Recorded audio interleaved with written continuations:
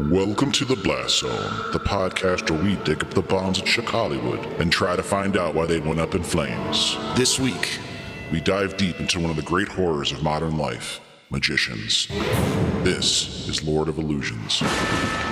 This is a tale of horror and blood. Let's go!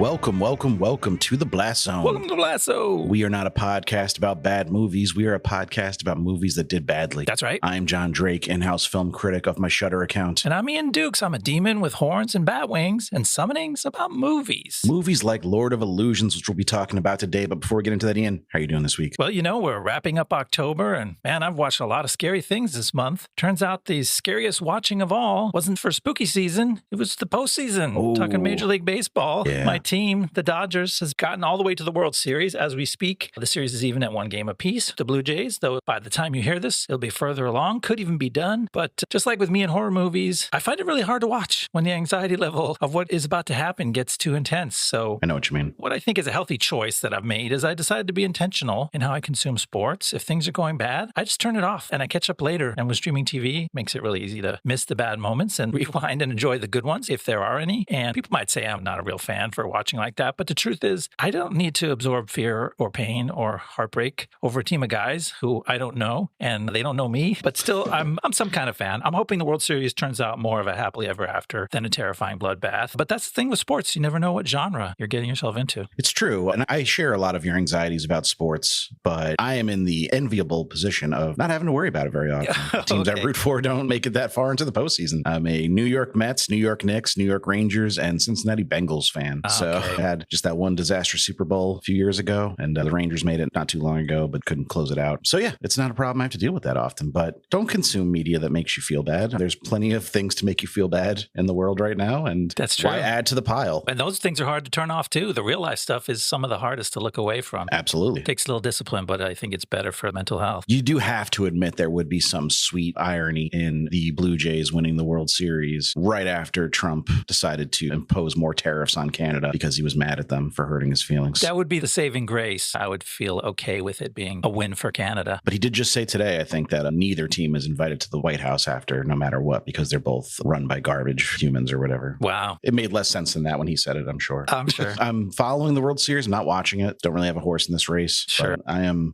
tired, man. It's been a tough couple days. We've been moving my sister-in-law and moving. It's great exercise. I will say that about it. I feel like I really put in the work this weekend and Okay. going to enjoy some popcorn after we record this maybe and go watch Welcome to Derry, which premieres tonight, the new Pennywise show. Fun. But it's a much different kind of feeling the next day from when I was in my 20s. The next day is supposed to just be a day of rest, but then I had to do it again today for some period of time. Oh, okay. Yeah, the old dogs are barking, the muscles are howling. That's a real challenge. It's a good thing, though. You were just talking about here on the pod how when the fall came around and your kids went back to school, you got back to the gym on a more regular basis. Yes. Thank goodness this didn't hit you right when you were in your lowest point of Fitness. fitness. That's true. That is a silver lining. And luckily, podcasting is not a physical sport, so I can sit here and be cozy and talk about Lord of Illusions with you. But we have some business to get to first. Did you happen to watch anything that you wanted to share with the listeners this week? Oh, yes. I did a legit spooky Halloween pick this week. This time it's not a gag. It's not a setup. I watched a fun, scary movie called The Lost Boys from 1987. Joel Schumacher film shot by Michael Chapman. This is a true 80s horror comedy, teen romance family classic. My good buddy Andrew has been telling me I got to watch this one for years. I never watched it before. It's a favorite of his and his wife's. And I think I avoided it because I thought it would be too 80s and like too cheesy. And to be fair, it does star Kiefer Sutherland, Jason Patrick, and both Coreys, Haim and Feldman. Corey's. Double-barreled Coreys. And listeners may recall that we did not like the way Joel Schumacher's sensibilities meshed with the world of Batman and Robin back in episode 53 when we covered that movie. But, Put it lightly. but I gotta say, it works here. I love what he did with this movie. The movie looks great. It has a fun twist on vampires. The setting's a California beach town, and the vampires are a pack of bleached-haired, nangly-earring bad boys. There's plenty of humor, and it's kind of corny, but it works for me. There's some earnest romance, some fun action. It never gets really actually scary, but I would say it does give you some exciting thrills and chills when the fangs come out and the blood starts flying. If you're like me and you never checked out The Lost Boys, I'd say two things. One, give it a shot, and two, happy Halloween. We were hard on Joel for Batman and Robin, and deservedly so, but I would never call him a bad filmmaker. He has lots of films in his filmography that I enjoy, so no shock to hear that Lost Boys resonated for you. I haven't seen it in a long time. Actually, much more recently than I've seen The Lost Boys, I saw one of the two low-budget direct-to-VOD sequels they put out. Might have been The Tribe. I heard those are not as good. Oh, you heard correctly. They do get Corey to come back for at least the first sequel. Let me see. Yeah, he was back for the third one, but he's not exactly a tough get. But yeah, I watched it at a bad movie night that me and some of my friends used to hold every Friday in Buffalo when I was living up there, and it fit the bill. So yeah, okay. you watched the only one that you need to. You can good. Put that series to bed now. I will. I also watched something I guess you could call horror, or at least horror adjacent, certainly thriller. I checked out a movie I've been waiting a long time for because it is an adaptation of the first Stephen King book I ever read, The Long Walk. How cool. Yeah, I really wanted to get to it in theaters, but life got in the way. I think it did okay. I think it made a little bit of money. And you know what? I would say it's a little better than okay, in my opinion. It's Francis Lawrence, our boy, who we have covered on the podcast before. What do we have him for? Constantine. Oh, okay. But he also has made several Hunger Games movies. He made Catching Fire and both parts of Mockingjay, and then the prequel that came out in 2023, and he's making another one in 2026. So he's very adept at this kind of morbid competition YA vibe that The Long Walk seems to be having. I guess so. It's almost like he's typecast into making those movies, and they just found another one from the canon to hand to him. Yeah, exactly. But it fits him very well. And this is obviously a grimmer film than any of his Hunger Games ones are. As much as I do appreciate those movies for occasionally being willing to go a little further than you might expect from a YA adaptation, The Long Walk is pretty brutal. Mm-hmm. It is unrepentant, and it is as advertised. It is a long walk. The movie starts with these guys getting dropped off by their parents or loved ones at the starting line, and the rest of the movie is them walking. Okay. There's very few flashbacks. I think there's one or two sprinkled throughout the movie. The rest of their backstory is told through dialogue, and it's not a groundbreaking movie. It's not going to necessarily blow anyone away with its storytelling prowess. I think, though, in 10 years, we may look back at this movie with kind of a sense of wonder at the assembled talent, because it is just full of young actors that I could see being real stars in the next few years. Oh, okay. We got Cooper Hoffman, who I think we knew he had the goods after seeing him in stuff like Licorice Pizza. Also, just his lineage would certainly give him a leg up. But David Jannsen, who I know we both enjoyed in Alien Romulus, is really convincing as Peter, who becomes like a brother in arms with Raymond Garrity, who is the lead. Cool. I love both those guys. And every other character is played by a young actor that you could totally see leading his own franchise one day. It's Neat. Just a really cool thing to see. Mark Hamill's in it as well as the Major, who's a big bad. I don't know if you even recognized him in it because he's got these giant aviators on the entire time.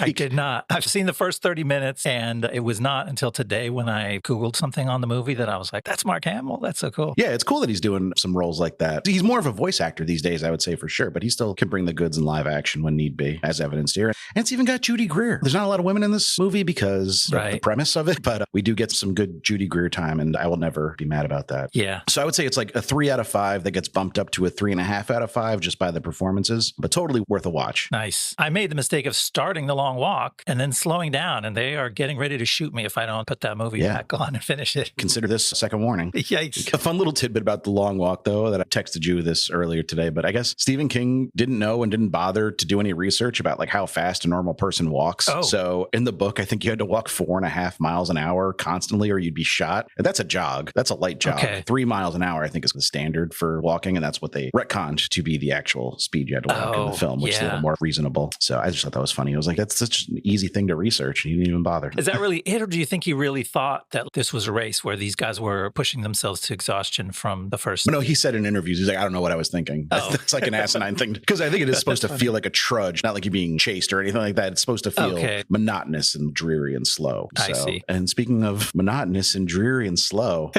Is that really what you wanted to say about Lord of Illusions? Not really. It made for a nice segue. I don't actually dislike this movie to that degree, but Lord of Illusions. That's what we're covering this week from the great Clive Barker, who wrote and directed it based on his own short story, The Last Illusion. Ian, did you have any familiarity with this movie at all before we put it on the schedule for the podcast? I think I'd heard the name before, but definitely had never seen it. And then I was thinking about Clive Barker. I must have watched Hellraiser once, like a video rental way back in the day, because I remember a few things from it, but not all that much. And I've never read any of his books or short stories. So I really went into this with only the most basic idea of what to expect. Clive Barker is kind of a unique horror author. His work is almost universally pretty gory when he's in the horror genre. He has done some like high fantasy stuff too in his later years. But I associate him with just like vaguely erotic body horror to some extent. Okay. Is how I would explain Clive Barker to somebody, and often homoerotic. He likes to put a lot of those themes in his writing and his films. I've seen Hellraiser a handful of times. I like it. I don't love it. The sequels are by and large forgettable waste, but he had almost nothing to do with most of them. And I never got around to seeing Nightbreed, and I never got around to seeing Lord of Illusions either until we watched it for this podcast. But it was a request from an avid listener and a good friend of mine and yours, Tim. Hey, Tim. Thanks for the tip. He's a big Clive Barker head. He gave me some of the background on Barker's career and where he's at. But this is, interestingly enough, the last movie he ever directed. And I don't think that was because Hollywood cast him aside. I think that was more of a choice that he made. Okay. Short career, so I guess it's pretty hard to judge the depths of his talent as a director. My guess is that he's overall just kind of serviceable. Like, you can tell he has ideas, and you can tell he's trying to put some of those ideas into this movie, and you get the feeling that they're not coming across because you can't totally pick up on what this movie is trying to put down. Yeah, narratively speaking, I do have to throw a caveat in that we watched the theatrical cut of the movie, not the director's cut, which seems to be the recommended way to watch it. But Tubi was streaming the theatrical cut, and the only way to get the director's cut is through buying a Blu-ray or something like that. And I didn't feel like that was appropriate for watching it twice for a podcast and then probably never again. And we saw the one that failed to make money at the theaters, and so that's what we're here to talk about. But interestingly enough, with a movie like this, you kind of expect, because Hellraiser is pretty gory, I assume Nightbreed is too. So you expect a director's cut to add just like more blood, more guts, more gore, more scares. And according to Barker, and according to people who've watched the director's cut, that is not the case at all. It's really more narrative meat that is cast aside in the theatrical cut. They cut a lot of dialogue, a lot of exposition, a lot of kind of world building that maybe would have made some of those things that Barker was reaching for resonate more. Yeah, that's a good question, and we can only speculate. But my feeling watching it and hearing that the scenes that were cut out were mostly dialogue and explanation, I'm like, I don't know if I would have had the patience to just sit through a bunch more people explaining what that guy was really after. And sure, that would have, maybe you could have interlocked the motivations of the characters a little better, made the whole thing click a little more. But I don't know if it would have made the movie more watchable, because I don't think that was necessarily the problem. And I also think something about Barker, in this movie particularly, I felt it. It's been a while since I've seen Hellraiser, so I don't know if it applies to that too, but I feel like he was hamstrung by the technical limitations of the time, because he likes to do like almost fantastical horror to some extent, like really odd looking creatures and effects. I'd be curious what he could do with modern day movie making magic and what kind of effects he could put on screen. But it did feel like a lot of the stuff in this movie was technically limited by the time. And that can cut both ways. There's a mix of CGI and practical effects in this movie. The CGI is dog shit.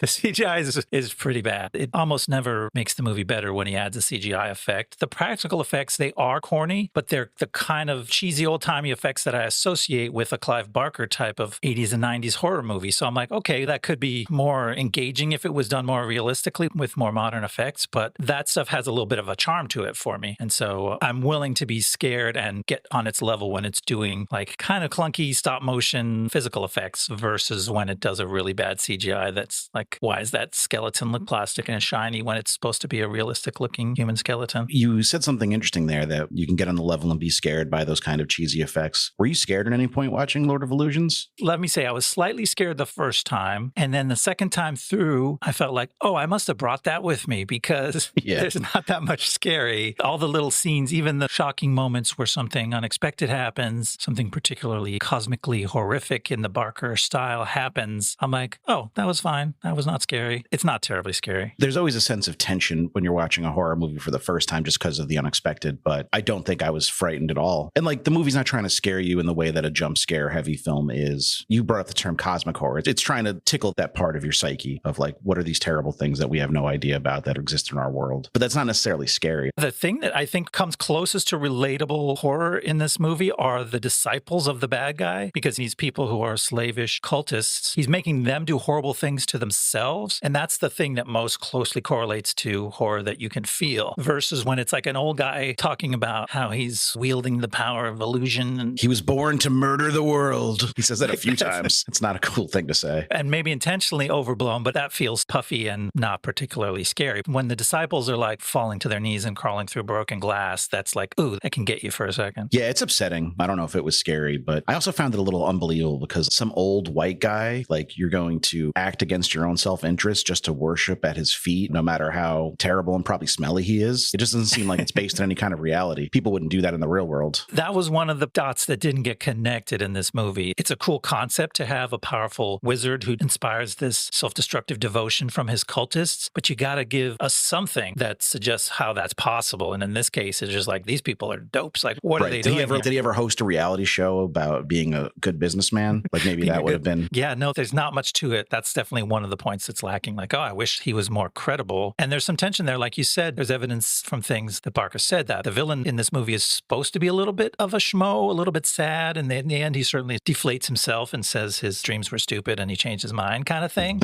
But he's kind of just like not a big deal from the start. So it's a little hard to parse him as the big bad in this story. Well, do you want me to get into the making of this movie and figure out where it all went wrong? Yeah, let's hear how all this happened.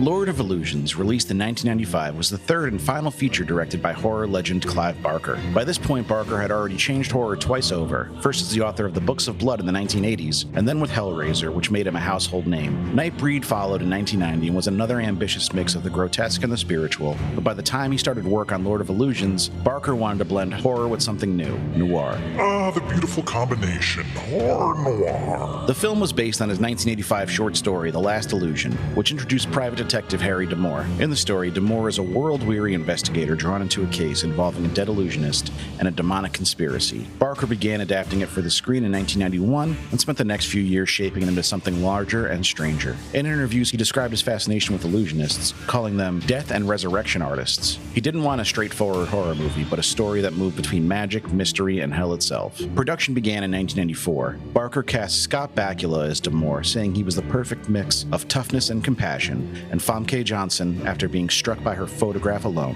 Hey, who threw that? Oh, look at you. The film was shot entirely in Los Angeles, with Barker planning every set in advance through extensive storyboards. He wanted each location to feel alive, from the smoky stage of the Pantages Theater to the cultist lair where dark rituals take place. The entire shoot was tightly choreographed, more painterly than most horror productions of the time. A painterly production? That takes a lot of Monet. When Barker delivered his cut to MGM, the studio balked. They complained that there was too much dialogue and not enough horror. Barker agreed to trim around 12 minutes, though he later said the cuts removed the thematic guts of the movie. The studio wanted more gore and less detective work. Barker wanted both. These guys needed to get a bloody clue. He eventually released a longer director's cut that restored much of what had been lost, including scenes that better tied together D'Amour's world of sleight of hand and sin. Is that your crime? Oh my god! Lord of Illusions opened modestly, debuting in 5th place behind Mortal Kombat and Desperado. Critics were divided, but Roger Ebert gave it 3 out of 4 stars and praised its imagination and Bakula's grounded performance. The movie only made $13 million on an $11 million budget, but over time it developed a cult following, especially among fans of Barker's interconnected universe of stories. Barker would never direct another feature. He turned his attention fully back to writing, painting, and producing. In hindsight, Lord of Illusions feels like a swan song. It's messy, ambitious, and defiantly personal. Barker wasn't just making a horror film, he was exploring the cost of faith and the illusion of control. For all its flaws, it's the work of an artist pulling one last rabbit out of the hat and showing us that sometimes the trick goes wrong, but the magic is still real. I think we will come back to something you highlighted there a bunch of times in that it's two genres of movie mashed together. Yep. It's a noir detective movie and a cosmic horror illusionist movie. And on paper, once I realized that was what was going on, I'm like, oh, that is cool. That is a cool idea. I like the concept of how those two things map to each other. The boss magician and the protege magician who betrayed him maps very neatly onto lots of stories with mob bosses and lieutenants who turn on them and get revenge. And there's this damsel in distress, the femme fatale at the middle of this. There's all kind of familiar things, and you go, oh, that should map really neatly, but they end up in their execution just not working all that well together. Yeah, and noir and horror really are like birds of a feather. One of my favorite books is not the novelization of, but the movie LA Confidential is based on. It's wildly different from the movie, mostly because of a very horrific subplot involving a serial killer. So it's kind of an interesting companion piece to Lord of Illusions because there's a book that masterfully paired together noir and horror, and Lord of illusions, sometimes it feels like it takes the momentum out of one half of the movie by trying to place it on the other. You start getting sucked into the noir-ish world of this investigation that Damour's in. Then something like goofy and supernatural happens that kind of takes you out of it. And it takes a little while to get back into the headspace to appreciate it again. And maybe stuff that was in the director's cut could have helped make this character, Damour, the private eye at the center of it, could make him serve as a better pivot point for both worlds, because he's sort of a hard-boiled New York private eye in a very anachronistic reading for a movie that's set in the 90s. He looks like a 1940s detective. He sure does. But they give him one fact that sort of connects him to the mysterious, is that he just came off a case where there was a demon in the Bronx or something, and he was part of that case, and so he experienced something supernatural and demonic. So that lets him believe, maybe sooner than a hard-boiled detective would have believed, that supernatural forces are at play in this. And there's some thread suggested that he as a man is somehow drawn to dark forces, or they're drawn to him. You know, one of the characters even says that to him outright, but there's not much of it to make you really go, oh, of course, this is the detective who does supernatural stuff. It's just laid on the surface. And if you were looking at actors and you're like, I need a guy where it just feels like darkness is drawn to him and him to it, is Scott Bakula necessarily the guy you want to put on that pedestal? I don't know. That's a great point. He works as an old-timey detective. He does. He looks good in the ribbed tank top undershirt and the shoulder holster. He's handsome. He's got a good physique in this. He looks like an action hero leading man, but you're right, not a dark, weird one. This is like a Michael Madsen or like a, you need somebody who's kind of weird and off-putting themselves. He's a little earnest. He's a little fancy-free. It doesn't quite hit for me. I think this movie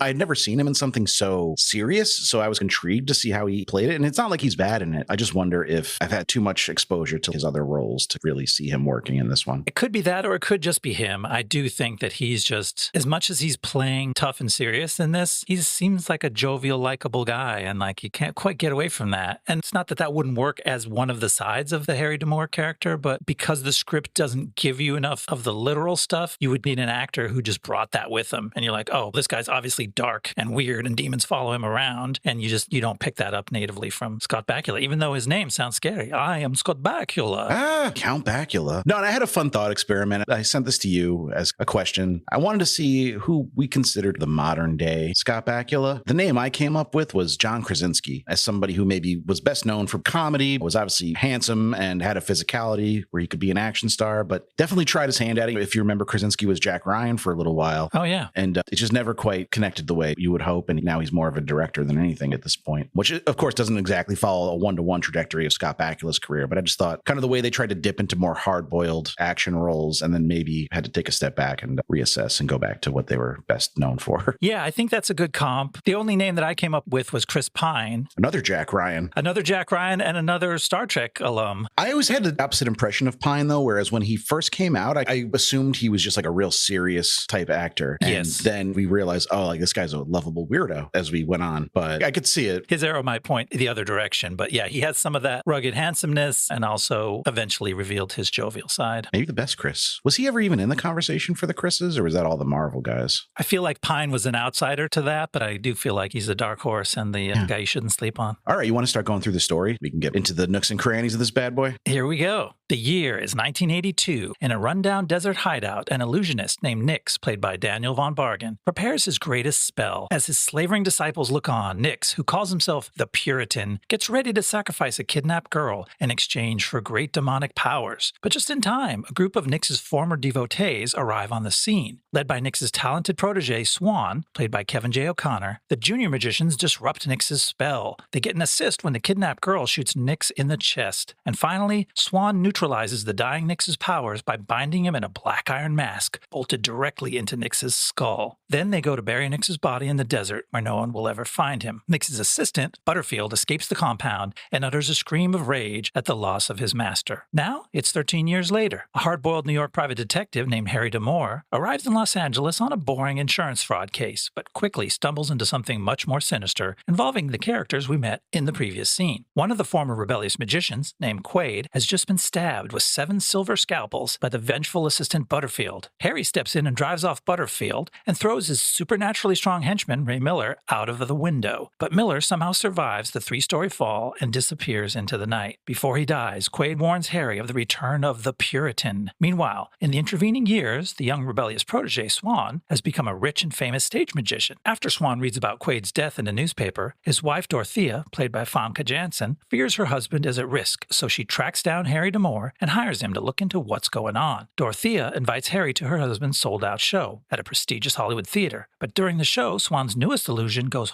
horribly wrong. Swann is apparently killed in a rain of falling swords, and Harry immediately jumps on stage and goes below to investigate. Beneath the stage, Harry is attacked again by Butterfield and Miller. As they fight, Butterfield once again escapes, but this time, with a little luck, Harry impales Miller on a piece of the set, killing him. Stop looking at me, Swann. Oh, sorry. Boy, you really gave yourself a doozy of Act 1 on that. It's longer than I thought. There's a lot happening in that. That was a novel. All right, but I guess we should start at the beginning. What did you think of Nix's cult headquarters in the desert? Kind of cool. Kind of like an old Tom Petty video come to life. Interesting. I can see it. It's very dusty and sandy and creepy. A lot of sacrificed bloody chicken carcasses and bones lying around. There's a mandrill for some reason. Yeah, Nix has a mandrill. He's got this poor girl who's crying uncontrollably, has been kidnapped, and he's just making it worse by taunting her with this incredibly frightening monkey. The mandrills are the largest of the monkey species and the most terrifying.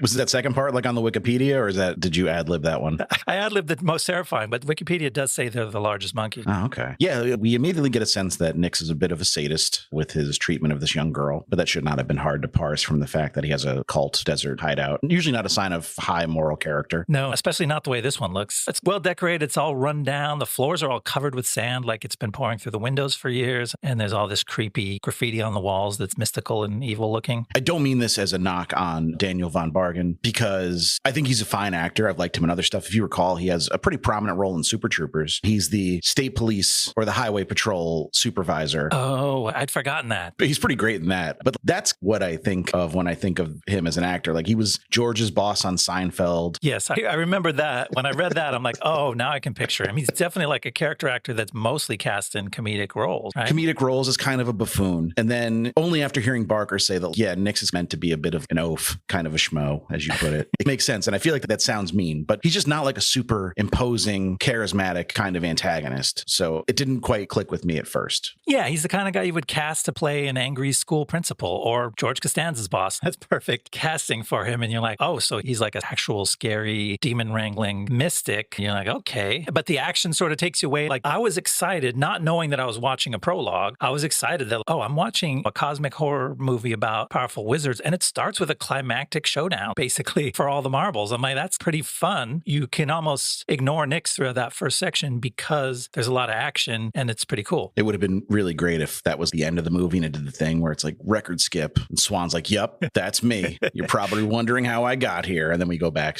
But no, that's not what it's doing at all. Let's talk about Swann. Let's talk about Kevin J. O'Connor as Philip Swann. Yeah, listeners will not know his name probably, but they will know his forehead. Like if you see the guy, you're like, oh, I've seen that guy before. And he certainly has an interesting hairdo in this movie that draws more attention to his forehead than probably it should. It's swept back in an unfortunate hairstyle. Yeah, but what'd you think of him in this role as kind of the star pupil of Nix who's decided he doesn't want to be a part of it anymore and wants to take him down? It's very interesting because he's a very talented actor and I think he's really good at the tragic aspects of this character. This is a character whose life makes a tough decision, does something heroic when he's younger to take himself off the path. But in essence, he's not that much less creepy than his former boss, Nix, because he was trying to get involved in all that demonic shit. So those aspects of his character are believable, but he's then reintroduced 13 years later, and he's America's sweetheart. He's like the famous illusionist that audiences swoon over. Oh, they love him. They can't get enough. And it's like, I'm not sure I buy him in every part of this role. Yeah, I had a problem with that until you remember like how popular Chris Angel was for a while and how fucking weird and creepy that dude is. So it could kind of, this came out before I think Chris Angel was really a thing, but it does make sense when you have that as a touch point to consider. But yeah, I agree. He's kind of a dweeb too. Like he's kind of a wimp in this movie. He's certainly not taking any of the shine from Bakula as like the action star. He can do some cool magic tricks, but he's kind of a sucker at the same time. Yeah, he's a flawed character. His weakness is definitely one of his main traits that we see. It's interesting though, like he's good to have overall in the movie. He doesn't really help you get on board and figure the movie out, but the movie's not that easy to figure out anyway. I'd rather have him than, I don't know, whatever the replacement level guy is for this character. Yeah, and his demeanor, especially as it pertains to Nix, I thought was interesting. It's almost, and I say almost, even though it's exactly like this, he was like a groomed love interest of Nix who's grown up and realized his circumstances. The way I read their relationship, not literally, but Nix clearly has more than paternal feelings for Swann, and Swann almost has a PTSD-like response to him. Absolutely, and I didn't pick up on all that that. We'll have to get into it. As you started to reference, Clive Barker is a gay man. He weaves gay themes and storylines into his work. And I have to admit, as I've done a couple previous episodes lately. Yeah, this has been a gay Blastober. Let's just put it out there. I mean, and I've been falling down on the job. My gaydar is shut down and not working. I missed it in Go that two of the main characters were a gay couple. True. I missed it in Alien Covenant. David and Walter had a bit of a robot gay romance. So I'm a little slow on the uptake, but by the second watch of this movie and you cluing me in that Barker's gay themes were not. It's one of his hallmarks, yeah. Yeah, they're not accidental. They're in there on purpose. And once you see that, the whole movie opened up. That was like a key to the whole storyline, the whole relationship between all of the main characters is that they're gay men and they have complicated romantic relationships, or at least intertwining relationships, some of which are romantic, starting with Nix and Swann, which is not on the surface at all. So it didn't make sense at all until the end of the movie. Maybe we can come back around to where it closes the loop on that in the third act. There's a scene later on in the movie where Butterfield goes to kill a man, but first he decides to straddle his face. Or not kill, he tries to torture him. And I was like, that's definitely not the most effective way to pin somebody down. This feels like he's going more for the flair of it all, the showmanship. Butterfield has a lot of flair, and he's the one character who reads gay just in his personal style. He wears certain outfits. That's the one character that I'm like, oh, okay, that's a gay man. And very like 90s LA type of gay. And maybe that's part of what distracted me. I'm like, oh, I found the token gay character.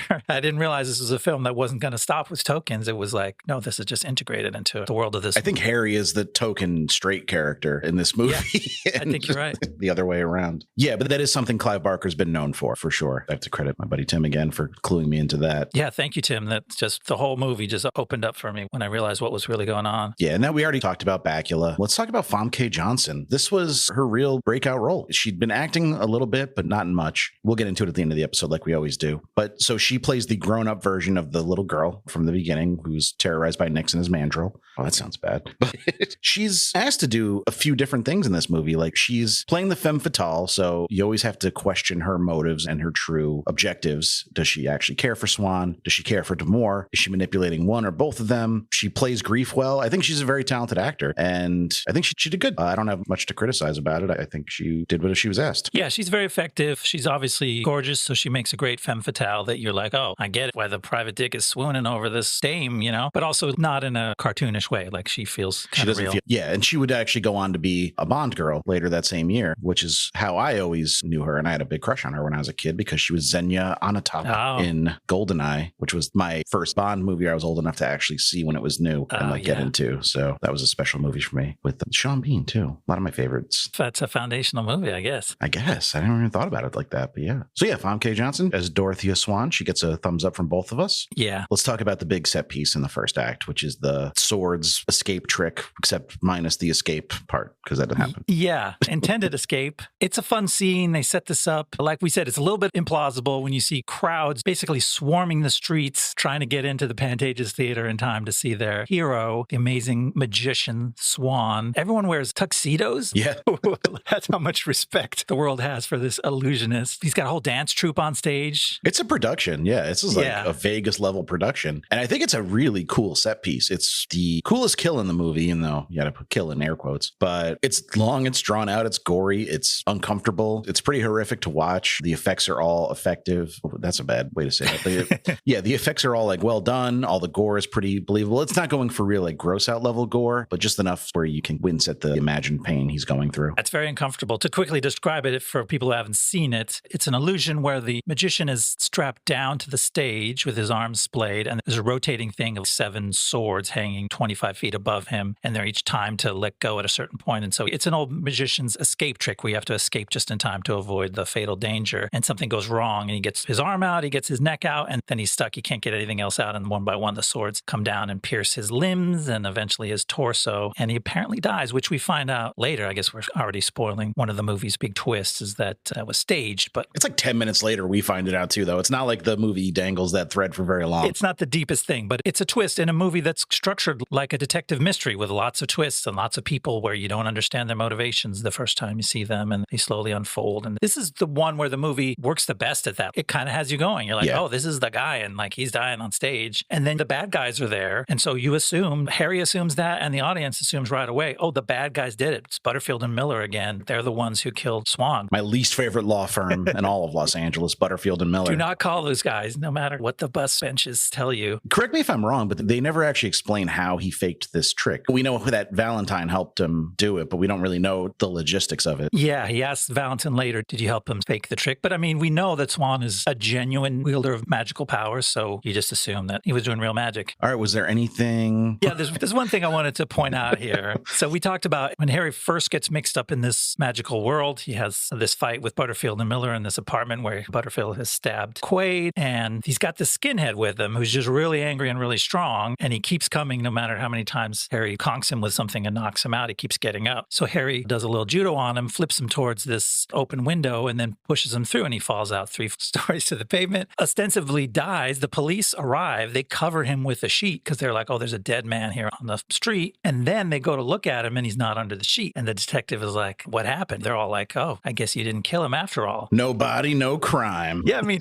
Harry's a nobody from out of town. Like, oh, you're from New York? You couldn't have done a crime. We're assuming all this that you're telling us is true, and you killed this man in self-defense. And then a couple days later, he kills the same guy again, and the same detective takes him in and goes, that was weird. Not like, oh, maybe we should hold you for questioning because you might have tried to murder the same man twice and succeeded the second time through. He's just like, ma'am, I'm a private detective. I'm carrying a gun so you can see that I mean no harm to society. It's I'm like, carrying in a shoulder holster that it's completely obscured by my dirty tank top. He's basically brandishing a gun around LA, and the cops all treat him like he's golden, and they shouldn't doubt him for a second. And I actually liked this female detective that seems like she's going to be a key part of the movie in this first part and then just drops off the face of the earth. Oh, yeah. She pops up a few times. You're like, all right, so this is going to be, she's going to be trailing Damore now, and then she'll get sucked into this world somehow, and maybe she won't believe him, and she'll be a secondary antagonist, and it never comes to fruition. She just doesn't show up again. Yeah, all that, what you just described would make a lot of sense, but they did not have time for that. Maybe that's in the director's cut. Who knows? We're going to say that about so many things that it's probably in the director's cut. Should we get on to the second act? Yeah, let's hear what happens next. The next day, Harry goes to a magician's club called the Magic Castle, where he is mocked by the professionals for suggesting that Swann's magic could be something more than tricks. Then Harry goes to a local mental health sanitarium to meet with another member of Swann's former rebel illusionists faction who is confined there. The woman is freaking out because she believes that some demonic power is coming to get her. She tells Harry it's Nyx, the Puritan, and then she runs in front of a speeding car and is killed. Late that night, with the help of one sympathetic magician, Harry returns to the Magic Castle and breaks into their secret repository of magical knowledge. There he finds evidence to prove his theory that Nyx and Swann were doing actual supernatural stuff. Later, Dorothea reveals to Harry that she's the kidnapped girl who shot Nyx. Swann rescued her and took care of her ever since. Harry and Dorothea have a romantic hookup. Just then, an angry red apparition appears in the house. It menaces Harry, but disappears at Dorothea's touch. Then Harry checks Swann's casket and confirms his hunch. The body is a fake. Swann's assistant Valentine admits he helped Swann fake his own death so he can go into hiding. The next day at Swann's phony funeral, Harry chases down a man he sees watching from a distance. It turns out to be Swann in disguise. Swann is furious and wants to kill Harry for sleeping with his wife, but Harry talks him down and gets him to focus on what's important. If Nyx really is powerful enough to return from the dead, they're going to need to work together to protect Dorothea.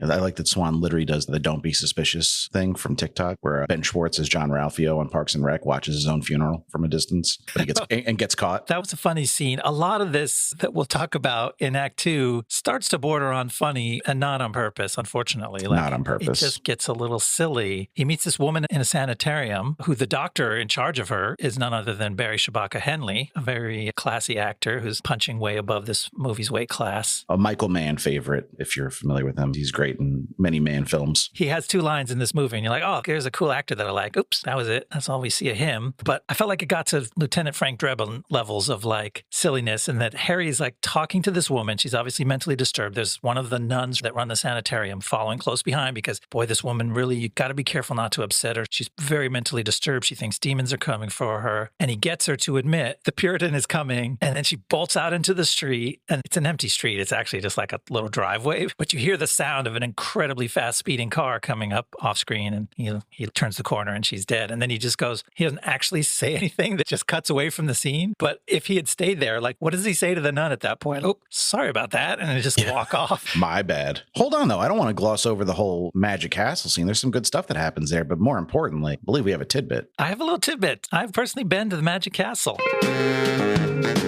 tidbit. Are you an illusionist, Michael? I'm not an illusionist. To get into the Magic Castle, you need to be a magician member, an associate member, a patron of the magicians, to be a guest of one of those members, or I guess to have a bunch of cash, because I went twice to the Magic Castle. When I was younger, I went with my friend whose dad was a associate member, who was just a patron of the Magic Castle. And you can bring guests in a few times a year, and you eat some dinner in their dining room, and you go see shows in their showrooms. It's very fun. That does sound cool. And then the second time, I went back later as a company holiday party with my company, and I don't know how we got Interesting. 30 people in there and had a blast. And one of my bosses was buying 25-year-old Macallan liberally from the magical bar and distributing it to us. And so we drank well and we enjoyed some good magic. This bar is magical. It makes all your money disappear. It's a fun place. Well, I don't want to brag, but I have a tidbit myself. Oh, really? Not to one-up you, but I've actually been to the Magic Kingdom, which has tons of castles. And That's Mickey Mouse true. was there. So was Mickey Mouse at the Magic Castle when you went? No, I didn't see him at all. I'm sorry. You're not quite as cool. Not at the kingdom level. One small castle. It's still cool, though, that you got to go to the castle. It's not nothing to scoff at. Little outpost in Hollywood, California. That is cool, though. How was the food? Do you remember? I think it was decent the second time. I was already drunk by that time. The first time I was probably not drinking age. I was probably like 19 or 20. And I remember it not being that good. No 19-year-old has ever drank alcohol, so. Not at the Magic Castle. The wizards would not allow that. True. Yeah, the food was like an obligation. That was your toll. You had to pay for dinner to get in there. And then the shows were included. Kind of like medieval times. Yeah, it's kind of that same thing. I just want to drink mead and watch battles, but I guess I got to eat this chicken. Very much like that. Joel Sweetow as Valentine, or Valentin. I think they say Valentin in the movie. Yeah, I think you're right. There is no E at the end of his name, so yeah. Right. This character is a bit of a red herring. He seems like he might be a secondary antagonist also, but he just turns out to be a good dude. They definitely set him up on purpose to look sneaky. He's sneaking off to make phone calls. He's sneaking up behind Harry when Harry goes back to the fortune teller shop to find more clues about the gruesome murder he saw there. All of a sudden, Valentin's behind him and he's trying to pay him off with an envelope full of cash. And those tropes are very familiar. If you were just watching a noir movie, you would go, oh, this is a character with interesting motivations. Maybe he's not the bad guy, but he's got another set of his own motivations of why he's trying to stop this investigation, et cetera, et cetera. Like those aren't too confusing to handle. But when you think you're watching a horror movie, it's a little harder. It didn't click as well for me. I'm like, I don't know what I'm supposed to do with this character. All I can think of is the scary bad guy that got bloody and gory in the first scene. So I assume this guy has to do with him. Yeah, it is a bit of a thread that goes nowhere. I think the actor does a good job. I started feeling really bad for him because after he's introduced, it's just like call this guy Lemony Snicket because it's a series of unfortunate events for this guy. He has a tough time from the second act on in this movie. He's one of those hapless characters that's like trying to prevent tragedy and does not. And he ends up dying tragically. But like all of his motivations make sense because he's just deeply loyal to Swann, who you think is just his boss, right? He's set up as Swann's assistant. But finally, when I got the gay keys to this movie, I'm like, oh, Valentin is Swann's husband. If you read the movie that way, it makes so much more sense. Right? Like they've given us the clues. Dorothea has told Harry, yes, I'm married to Swann, but it's not for romantic reasons. It's not that kind of relationship. And you're like, oh, that's weird. And they clearly care about each other. So there's no animosity between Swann and Dorothea. There is a tenderness between them, but not romantic. Yeah, he's not forcing her. It's not like he's keeping her captive, but there's something missing there and you don't get it. And you're like, oh, it's because she was a kid when he saved her and he doesn't have romantic feelings for her. But it's not that. It's that he's living there with his husband, Valentin, and Dorothea's his ward and his beard. And then it makes so much more sense. How does Valentin know so much? Why is he so protective? Why is he making decisions on Swann's behalf to come up with 30 grand to buy off the PI? How does he know where the body's buried when he wasn't one of the magicians at the time when they buried it secretly so that no one in the world who else would know but Swann's husband where he buried Nix's body? Yeah, no, you're 100% right. It makes total sense. That's the true nature of their relationship. And it adds another layer of tragedy to Swann's life because theoretically he's very attached to this guy and he also gets caught up in this and murdered. And that scene is so much more tragic when you know that fact. I wonder if Clive Barker thought, oh, that'll be obvious. People will know by that point in the movie that he just watched his husband die. And I certainly didn't know that. And I feel like the movie would have been a lot better if it would have, maybe he didn't feel safe putting those themes on the surface and like laying it out for people. Like the movie would have been too gay for mainstream Hollywood or something, you know, like he was afraid of scaring off audiences. But the movie would be so much more powerful if they were just like, yeah, by the way, this is the way things things are. This is the nature of the relationship between all these men. And we'll get to it in the end. It explains Swann's behavior with Nix at the end, too. So there's a lot of the movie that is much more emotionally satisfying when you understand their relationships. Yeah, fully agree. But we just had that very serious and very somber discussion about loss, love, and tragedy. Somebody almost gets a fucking car dropped on him in this act. So that was pretty cool. That was cool. That was one of the supernatural scenes that was fun, right? One of the big set pieces, yeah. Except for Swann's fuck-ass fake mustache that he's wearing for some stupid reason in this scene. First of all, if you faked your death and that is your disguise, like, you deserve to be caught. You could have gotten a full beard. Well, he does in the first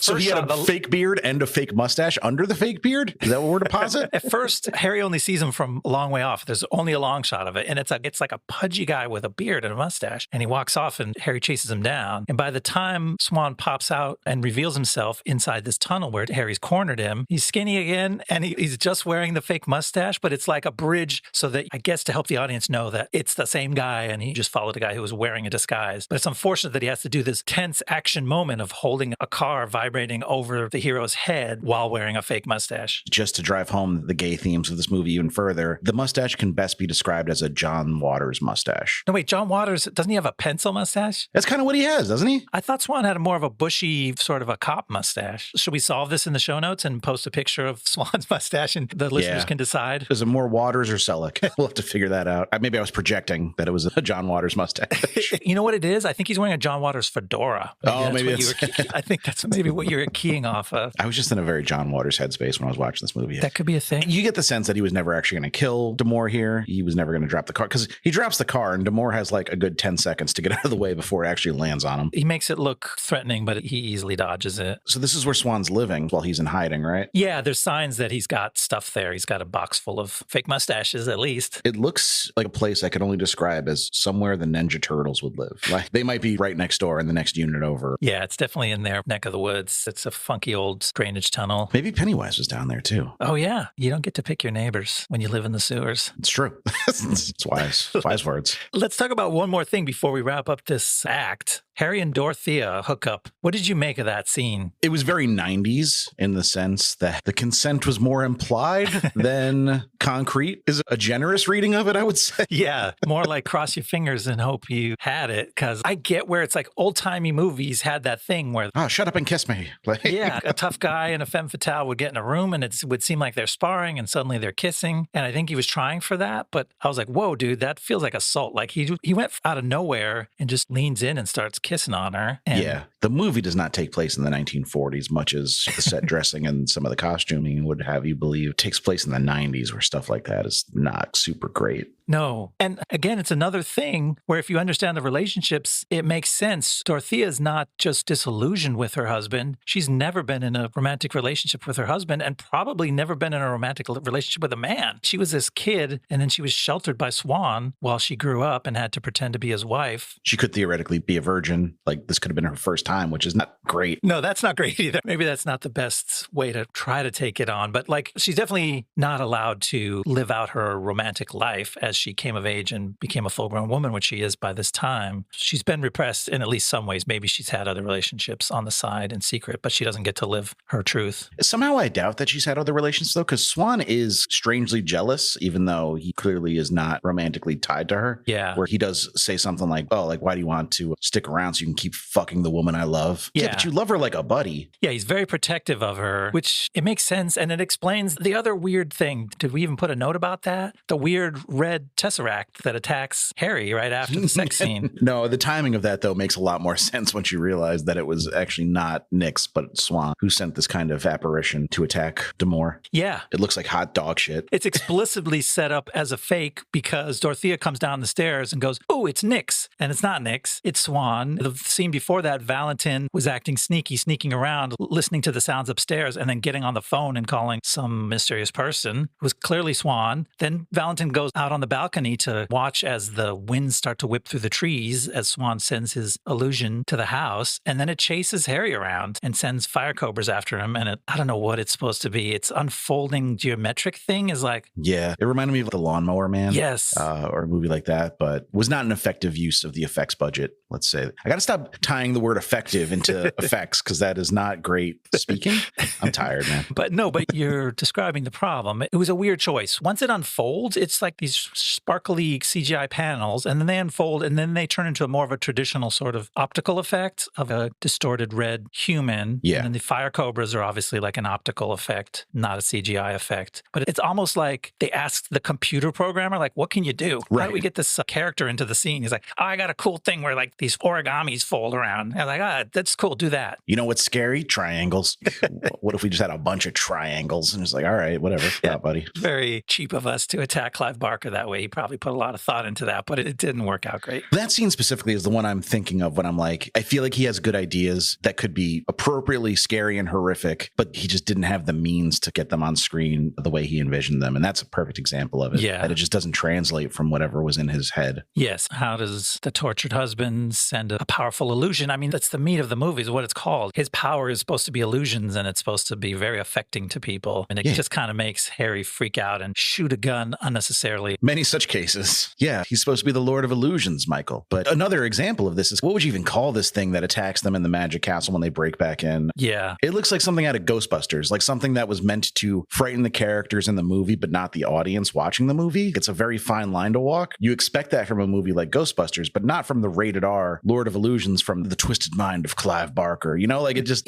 that might be the point. And that particular one, we might have to give Barker a preemptive break because they're all talking about how if these Magic Castle guys set up a trap, it's probably something hokey, right? True. You're right. And then the monster looks scary at first. And then when you look closer at it, it is hokey. It's wiggling its tentacle fingers and it's got some weird welding goggles and an exposed brain. I do like that this is the one time where D'Amour shows restraint with his gun. Instead of shooting this monstrosity in its head, he like puts the gun to its head and is like, stop what you're doing. Like he's stop right there or something like that. That's true. It's like, this is the one time you don't shoot first where there's an actual monster. Didn't waste bullets on that one. But then he proceeds to be like, oh shit, I didn't spend enough bullets in this joint. And he sees the projector high up on the wall. And then instead of running his hand in front of the projector beam to make the ghost disappear and show the other guy that this is just a projection, he shoots the wall. It takes him 3 or 4 shots to hit the thing. He's basically shooting up the inside of the Magic Castle just to prove the point that this is not real. Most realistic part of this movie, and one of my favorite things, is that like Harry D'Amour is not a crack shot. He kind of sucks as a marksman. Yeah. Which is good. The law of large numbers theorizes that not every detective on screen is going to be a great shot. No, he uses his gun more as like a noisemaker to scare people and things off. Are we ready to go to the final act? Yeah, let's bring this home. The evil Butterfield catches Valentin alone, and he tortures him to find out exactly where they buried Nix's body 13 years ago.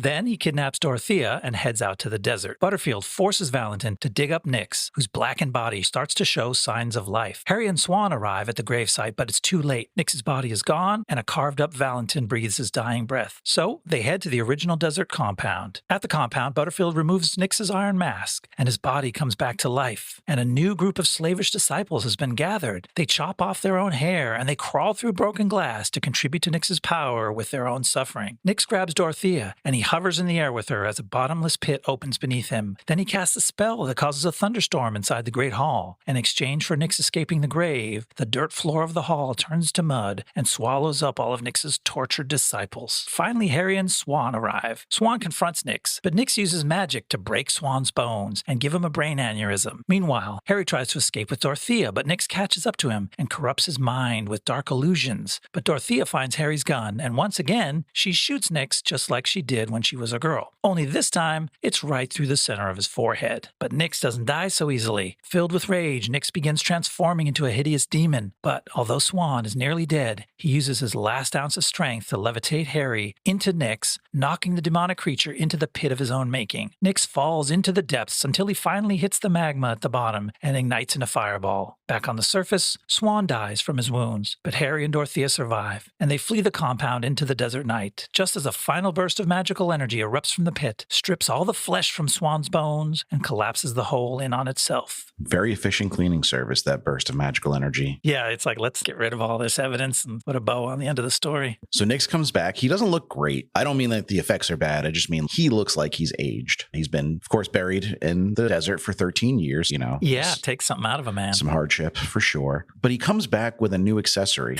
what I can only describe as his forehead butthole. Okay. he's got a butthole on his forehead. And there's a little tongue thing that comes out of it sometimes. A little sphincter opening right in the center of his forehead. And this little black tongue pokes out from behind it, but it doesn't come out, doesn't strike anyone. It doesn't shoot magic. It just licks out for a second. And you're like, what the fuck was that? It's not great. When I say not great, again, it has the intended effect of making me feel uncomfortable and grossed out. So well done, Clive Barker, in that regard. I would say overall, the practical effects in this scene are pretty successful. Like they bring Nick's back. His body is totally blackened and dead looking. And then they do these practical effects. The sort of life comes back into him. And they're that category that looks a little cheesy, but is the type that has its own charms as well, I thought. Yeah. So this whole sequence, it's pretty long. There's a lot of cool kills in it. And you can tell a big chunk of the effects budget went into this section of the movie. And I think it mostly works pretty well. Like Butterfield dies a pretty grisly death where he gets electrocuted repeatedly until his head just like blisters and explodes. But there's like blood like seeping out of holes in it before it fully goes charcoal. One side of his head gets burnt like a toasted marshmallow, and it's a good effect. Yeah, that was the one kill in this movie that had me like covering my eyes at some point. I was like, that's pretty fucking gross. Cool kills. But this whole sequence kind of hinges on Swann and Nix and their connection to each other. And it made me think of D'Amour as a bit of an interloper in his own story, because he's technically the protagonist of this film, but there's clearly something deeper going on between these two men, and he's just there to muddy up the gears. Yeah, he's kind of literally and figuratively just there to grab the girl and get out of there. That's his job and the thing he's trying to do the whole time. So how did you think that this final showdown between Swann and Nix goes? Like, Nix literally gets resurrected and he's immediately like, where's Swann? Yeah. And they're like, we dug you out of the dirt and we brought you back and we did all this. He's like, I don't fucking care. You're all nothing to me. Swann is my baby boy and I want him back. And they're like, we'll see if we can find him. And I was here with my gaydar switched off. I was like, oh, this is just about power. And he kind of says that, Swann was the only one worthy of the great power that I am bringing into the world. And that's part of it. But then Swann comes in and Nix is like, oh, you're still into this girl? No, I need you to come with me. You and I are doing this together. And Swann's like, okay, yeah, no, you're right. Yes, I'm with you. And it's like, in Clive Barker's mind, there's some deep meaning to the relationship that I wasn't picking up on, because he like immediately bends to Nix's will and I couldn't figure out why. And I think it's because they were lovers. Like that was their thing together. They were lovers with a power imbalance too, though. Yes. There's like an abusive layer. Obviously, a guy like Nix does not take lovers willingly, I'm sure, very often. He's not big on healthy relationships. No, but O'Connor does a good job, because you're left wondering, is he really like giving in to Nix, or is he just playing possum for a minute? But he sells the kind of despair almost the way like when an addict decides to take a hit of something again, or an alcoholic decides to have a drink. Like they're giving in to what they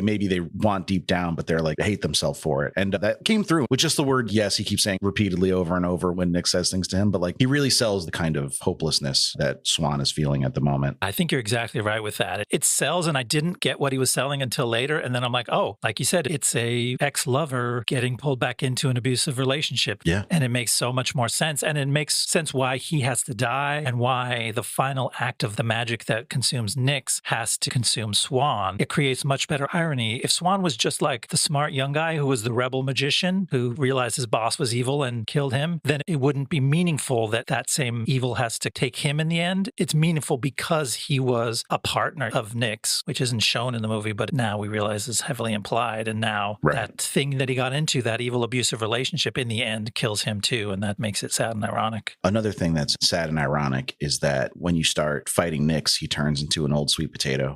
Sorry, I did not mean to undermine your very poignant monologue there. No, it was time to bring the levity back. That's what happens to Nix when he continues transforming into another level of demon. And it reminded me of nothing more than when you leave a potato in the back of your pantry and forget about it for too long and starts growing those fucking gross. It freaks me. I have a phobia about those things. Oh, okay. So like the eyes on the potato that grow out. Yeah, they start out as just little points, but then they branch off into little like Christmas tree shapes almost. Is that what you're talking about? Yeah, when he goes full demon, he doesn't look like a person anymore. Yeah, those things start popping out of his arms first and then out of his face. He goes full Beetlejuice, basically. It's like a stop motion thing. He starts erupting in claymation. And it's just because he's bummed because reuniting with Swann didn't work out. So he goes, fuck it, I'm turning to shit or something. He literally says, I'm going to turn into a giant piece of shit. And then he turns brown and starts sprouting all this stuff. It's real gross. Yeah, I'm not really sure what the thematic context for it was, but I guess they had some money left over for another special effect. And they were like, fuck it, let's make him into a weird fucked up potato guy. And they do. And they do. And everyone knows you can't push a potato off a cliff unless you're flying. Correct. That's one of the rules. With Swann, who was like literally on his deathbed, D'Amour's like, can you lift me like the car? Or was this to say like, can you raise me up like the car is what you have in the notes. I think that's what he says. Yeah. So then Swann lifts him up and just kind of floats him towards towards Nix, but then there's no like element of surprise here because D'Amour goes, hey, to Nix, so he'll turn around and he's dangling like 3 feet off the ground. It's not even like a very impressive amount of height he's getting from this. He's just at head level. And then he grabs Nix and just goes like,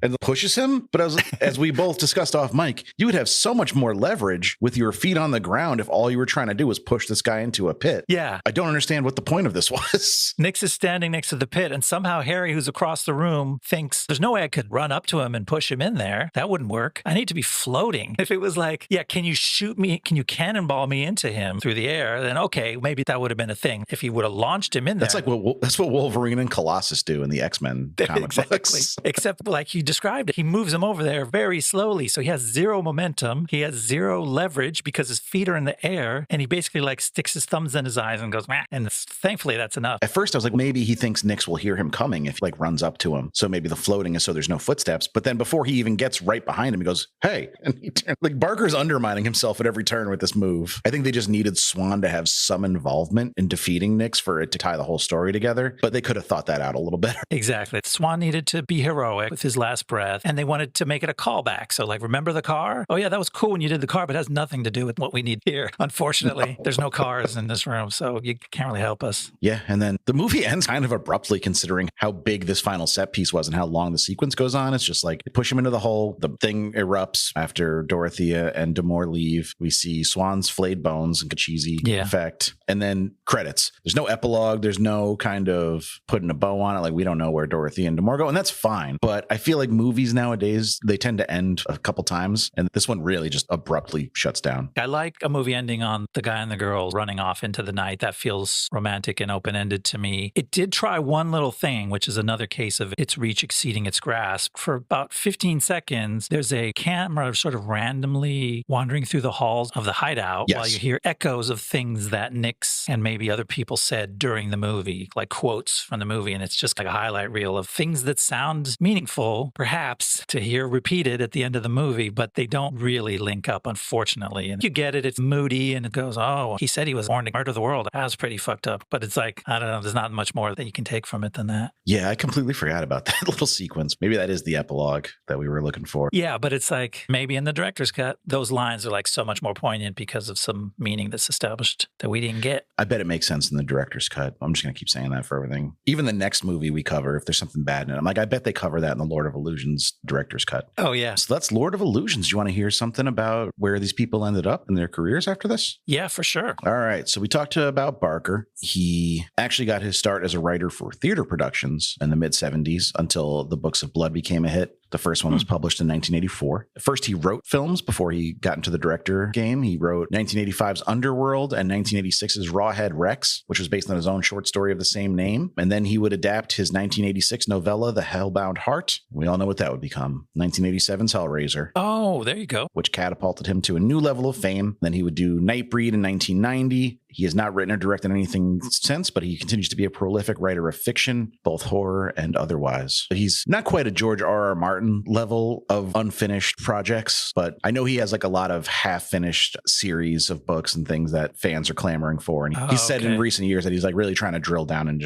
he stopped going to like conventions, stopped doing other work outside of just writing so that he can focus on getting these done for people. Oh, that's a nice thing to do for your fans and for your legacy. Yeah, he's well loved. He's certainly been a name. I think everybody who's got any kind of awareness of the horror genre of fiction would know Clive Barker, even if you've never actually picked up anything from him. Yeah, it helps that he has that really catchy kind of name. Yeah, if that's his born name, he was born to be a horror author. Like that, it sounds evil. Yeah, it kind of sold itself. And he was smart enough to get his name put on things, right? Like, was Hellraiser called Clive Barker's Hellraiser? I'm not sure. That's a good question. Let me see if I can find the poster. Is probably the best way to verify that. It's like John Carpenter level self-marketing. Your name sticks in the public imagination. Yeah. It looks like not in the original poster, as far as I could tell. Okay. Yeah, maybe just the fact that he also directed movies based on his own books, and he wrote those movies as well. He was certainly front and center, I'm sure, in all the marketing materials. Let's talk about our favorite vampire, Scott Bakula. So he was another guy who got a start in theater. I didn't realize this about him. Okay. He moved to New York City in 1976, worked in theater primarily through the late 80s, and his love for theater has persisted. He starred in 4 stage productions since 2024. work. Oh, he's busy. Yeah, including Man of La Mancha and The Baker's Wife. Aside from theater, he's primarily known as a TV actor. He's had notable roles in shows like Gung Ho, Designing Women, Eisenhower and Lutz, Quantum Leap, Murphy Brown, Star Trek Enterprise, and the holy grail for 80s and early 90s leading men when they want to kick back and relax, a starring role in an NCIS spinoff, with his being NCIS New Orleans. I didn't remember that about him, but that's when you have it made as a TV actor. You're right. That's like your cash-in moment. Yeah, you work regular hours, same hours every day. You get, I'm sure, a fat check, and you have to do minimal promotional materials for it because it's got its built-in audience already. Pretty cool. Good for him. Nice gig if you can get it. While I'm not a huge film actor, though, he does have a decent resume. Necessary Roughness, like I mentioned, Color of Night, Major League Back to the Minors, which we should cover at some point because a young John saw it in theaters with his Little League team. Oh, that's neat. Yeah, we all went and saw Major League Back to the Minors, which don't know what my coach was thinking. Shout out Bobby, Coach Tomasini. But I was like, what about Major League 1 and 2 made you think this was appropriate for children? Yeah. But it actually was. Like they really dialed back all the off-color stuff from the first two Major League movies when they did this one, and it was much more family friendly. So it was not only Back to the Minors, it was suitable for minors. There you go. Not something I'd put on the poster, but certainly not bad. I forgot he was also in American Beauty. Oh, I didn't realize that. And I discovered going through his filmography, he seems to be a bit of a favorite of my favorite director, Steven Soderbergh. He's been in The Informant and Behind the Candelabra. That's neat. So yeah, let's talk about Kevin O'Connor. Had a more of a career than I realized. He seems to be a favorite of certain high profile directors as well. He's been in stuff like Steel Magnolias. He reunited with Bakula in Color of Night. Okay. Or pre-united. I don't know which came first. Oh. He was in Virtuosity, which previous episode Virtuosity. I didn't realize that. Gods and Monsters, The Mummy. So he seems to work with Stephen Sommers a lot, who did The Mummy, Van Helsing, G.I. Joe, Rise of Cobra. He also did Widows, and he was also in Captive State. So we've had him on the pod a couple times. I looked him up in Captive State. He was one of the Chicago cops. Makes sense, yeah. He might have been wearing a fake mustache in that. I think he had a mustache in that. I don't know if it was fake or not, but and if it was fake, we have to find out. Was it John Waters or Tom Selleck? Oh, yeah. But he's also become a favorite of Paul Thomas Anderson. He was in There Will Be Blood and The Master. Ooh, it's good stuff. Two gems right there. I think we'll have to cover The Master at some point. He also had a pretty good role in the Kinda Bad James Franco miniseries, which was based off my favorite Stephen King book, 11/22/63. Oh, okay. Cool. And he hasn't acted since 2020. He may be retired. He's probably getting around that age. And if he had such a prolific career, he might be able to just call it a career and take his leisure time. Really interesting actor. This was a more central role than a lot of his stuff, which is really has a character actor's face and a character actor's energy. And it was interesting to get to see him more in this. A character actor's face is such a mean thing to say about a guy, but you're not wrong. Yeah, that's this movie. The bad guy and I don't even know what to call Swann's role in this, but they were both very much character actor energy. Absolutely. I'm not saying you're wrong, just that it's mean. And I'm usually the one to say mean things on this podcast. Okay, sorry. I'll leave that to you next time. No, I like it once in a while. It takes the pressure off me. Let's talk about Famke. She only had a handful of roles in movies and TV under her belt at this point. Her breakout, like I mentioned, would come later this year in GoldenEye. And then she would team up with O'Connor again in 1998's sci-fi schlop horror Deep Rising. Okay. Which I think was like Treat Williams, maybe? Ooh, that's a deep cut if you got that one right. Let's see. Treat Williams, kind of a Bakula level guy, I would say, right? Yes, actually, that's a very similar energy. That's a very good parallel. And there he is. Yeah. John Finnegan in Deep Rising. Treat Williams pulled it. Woo! Nice one. Feel good, feel good. And then she was also in 1998's cult favorite Rounders, which I feel like we were just talking about because that was, who directed Go again? The guy from Go. No, we can't leave it like that. No, it was Doug Liman. Oh yeah. Doug Liman was Swingers, not Rounders. Swingers, okay. Different kind of guy. Yeah, poker guys and, I don't know, greasers? Like, what do you call the guys in Swingers? Yes, swing dancers? I don't know. Weirdos is what I call them. But you said that was a real subculture, right? Like in LA around that time? Yeah, they were just called hipsters. They were the hipsters of the day. I think I would give them a swirly if I ever came across one. They might deserve it. Yeah, The Faculty's kind of a funny late 90s horror movie. Very sloppy, very silly, not scary at all, but a fun time. It was an early Josh Hartnett role. Okay. And then she would go on to play Jean Grey in the first 3 X-Men movies, but then she would also return for the Wolverine and Days of Future Past, because, there's some timeline shenanigans in Days of Future Past, so it makes sense to have both her and Sophie Turner in that movie. Okay. She has a key role in the Taken series. She was in the first 3. Oh, really? Okay. She's received acclaim for her performances in The Treatment and Turn the River, And then on TV, she's also been busy. She's had significant roles on Nip Tuck, Hemlock Grove, How to Get Away with Murder, The Blacklist and its spinoff, The Blacklist Redemption, and the upcoming Amsterdam Empire. And she has 2 movies currently in production, The Experiment and 1 Second After. It does not appear she will be slowing down anytime soon. Quite a career. It's very interesting to see her at this very early point and then to hear about where she went after that. Yeah, she's 61 now. She's still staying active. I remember her on How to Get Away with Murder. That was a show me and my wife watched the first couple seasons of. Oh, neat. So that wraps up Blastober. Are you ready to watch something not scary? Yes, let's flip it up. Change the pace here. And I can finally tell the listeners what the next episode will be because we don't have to play any Cloak and Dagger games. The Cloak and Dagger was fun. I hope everybody had a happy spooky season, and I hope that we contributed. This was great. We managed to get 5 episodes out for Blastober. That's a record for a month, I believe. We put our nose to the candy corn and ground these out. But we're going to do a movie that's been heavily requested and a movie I've also just been hankering to talk about on the pod. We're going to do 2015's The Man from U.N.C.L.E. Oh. The Guy Ritchie, Henry Cavill, and unfortunately Armie Hammer spy thriller based on the 1960s TV show. That's interesting. I hope it's good. I think it's supposed to be quite good, actually. It's got a big fan base now. I think it was lukewarmly received at first, but it's become a staple of the spy genre in the years since. In a sense, it's like the seed movie for Argylle, which we already covered. Henry Cavill as a super spy. I really hope it's better than Argylle.